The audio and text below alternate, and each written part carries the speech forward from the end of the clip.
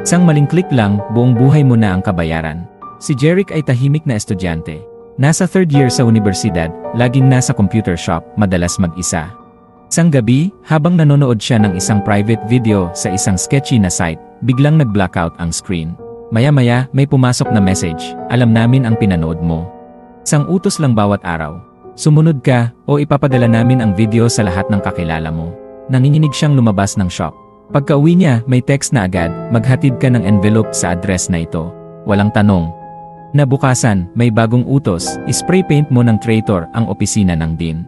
Gabi-gabi may bagong task. Lahat recorded, lahat delikado.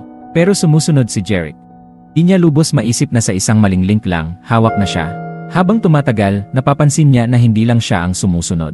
May ibang estudyante rin sa paligid na tila kinokontrol, tahimik, parang robot, parang may sariling mission. Isang beses, nakita niya ang kaklase niyang si Paolo, dating campus heartthrob, na umiiyak habang nagkakalat ng fake scandal photos sa bulletin board. Dumating ang pinakahuling utos, sumama ka sa abandonadong warehouse. Magdala ng itak, at huwag kang pahuli sa oras. Pagpasok niya roon, andoon si Paolo. Pareho silang may sandata. Biglang nagring ang cellphone nilang sabay, ang hindi makakalaban, mawawala ang video. Ang matatalo, mawawala sa mundo. Nagkatitigan sila. Pareho silang takot. Pero si Jeric, sa sobrang takot, ang unang sumugod. Lumipas ang gabi, wala na si Paolo. Bumalik si Jeric sa bahay.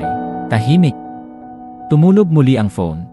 Akala niyang matatapos na lahat, biglang may bagong message. Congrats. Next level na tayo.